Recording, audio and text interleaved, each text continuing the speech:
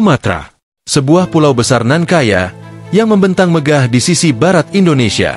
Dari ujung Aceh di utara hingga Lampung di selatan, Sumatera bukan hanya tanah, bukan hanya sejarah, tapi sumber daya kehidupan bagi negeri yang bernama Indonesia. Namun, satu pertanyaan yang sulit dihindari adalah, kenapa Sumatera diam? Ketika pulau ini tahu, keadilan seringkali tak pernah sampai di tanahnya sendiri. Mari kita mulai kisah panjang ini. Kisah tentang sunyinya suara dari tanah yang paling bising oleh jeritan tambang, sawit, batu bara, dan minyak bumi. Di bawah kaki Bukit Barisan, di atas ladang subur yang ditumbuhi sawit dan kopi, Sumatera adalah pulau penghasil.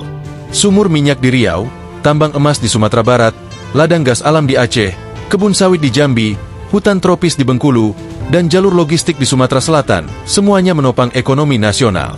Namun lihatlah, apa yang tersisa untuk rakyatnya? Jalanan rusak, sekolah yang terbengkalai, harga kebutuhan pokok yang tinggi, ketimpangan pembangunan antara pusat dan daerah yang seperti dibiarkan menganga. Bahkan, tak sedikit warga Sumatera yang harus merantau ke Pulau Jawa, seakan pulau tempat mereka dilahirkan tak sanggup menafkahi anak-anaknya sendiri.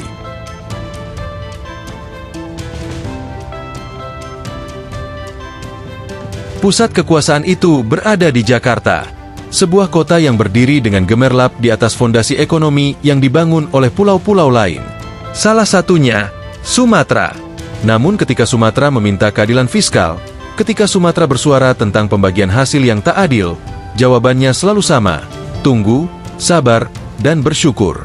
Sebagai contoh, dana bagi hasil minyak dan gas yang diterima oleh daerah-daerah penghasil di Sumatera hanya sebagian kecil dari total kekayaan yang mereka sumbangkan. Apakah ini adil? Apakah ini pantas? Maka timbul pertanyaan yang paling menyakitkan. Kenapa Sumatera diam? Apakah karena terlalu lama dibungkam? Apakah karena trauma sejarah tentang pemberontakan yang pernah lahir dari tanah ini membuat Sumatera takut untuk bersuara lagi? Ataukah karena elit-elit lokal di Sumatera sendiri sudah nyaman dengan sistem pusatistik yang tak menguntungkan rakyatnya? Ataukah karena rakyat Sumatera kini sudah terlalu sibuk bertahan hidup, sehingga tak sempat lagi mengangkat suara? Namun sejarah selalu mengajarkan bahwa diam tidak berarti lupa, dan kesabaran tidak berarti menyerah.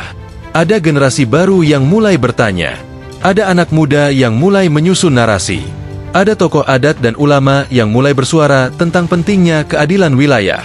Di desa-desa di Sumatera Barat, di masjid-masjid Aceh, di pasar-pasar Jambi, obrolan tentang ketimpangan mulai mengemuka. Perlahan, tapi nyata. Pertanyaannya kini adalah, apakah suara itu akan menjadi gelombang, atau kembali tenggelam di tengah arus yang kuat dari pusat kekuasaan? Sumatera bukan ingin memberontak, bukan ingin memisah, tapi Sumatera ingin didengar. Sumatera ingin diakui sebagai tulang punggung negeri, bukan sekadar lumbung yang terus dipanen tanpa diberi pupuk.